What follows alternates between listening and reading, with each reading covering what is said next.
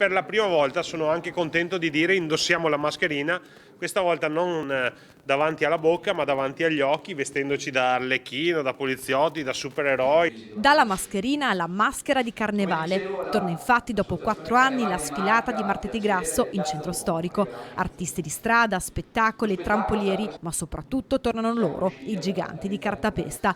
Carri allegorici che sfileranno da Piazzale Burchellati fino a Piazza Duomo, in un tripudio di musica, maschere e colori, uno spettacolo che sarà trasmesso in diretta martedì 21 dalle 14:30 in esclusiva su Antenna 3 per unire alla festa tutto il territorio. Siccome poi è un carnevale di territorio che coinvolge anche i territori attorno, io mi aspetto 100-120 mila persone. Mi piacerebbe che diventasse davvero una festa di comunità, una festa della città dove coinvolgiamo certamente i bambini che saranno i protagonisti di questo carnevale, ma anche gli adulti e gli anziani. Ricordo che abbiamo coinvolto le case di riposo. Tutti invitati, nessuno escluso, a questa vera e propria festa di fine pandemia che il sindaco Conte vorrebbe onorare con un simbolo speciale della città. Siccome la Fontana delle Tette venne costruita proprio per celebrare la fine della carestia in quegli anni là, potremmo anche inserire in testa al corteo dei carri la Fontana delle Tette rivisitata dei nostri alpini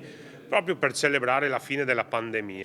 Ma non solo la sfilata di Martedì Grasso, sabato 18 e domenica 19 febbraio una lunga serie di appuntamenti animeranno il centro città. Verrà inaugurato sabato 18 il villaggio carnevale dove appunto ci saranno artisti di strada, giocolieri, trampolieri, clown, spettacoli di magia in 2 piazze, Piazza dei Signori, Piazza Borsa itinerante, anche Piazzetta Aldo Moro e anche la Loggia dei Cavalieri con il tema del circo. Saranno 150 gli uomini, angeli custodi di questo carnevale, sicurezza che vedrà sul campo protezione civile, carabinieri in congedo, vigili del fuoco, giorni di festa che porteranno qualche modifica alla viabilità. Al Martedì Grasso dalle ore 11 inizieranno dei divieti nelle zone del centro storico, soprattutto la viabilità esterna del PUT sarà sempre invece garantita.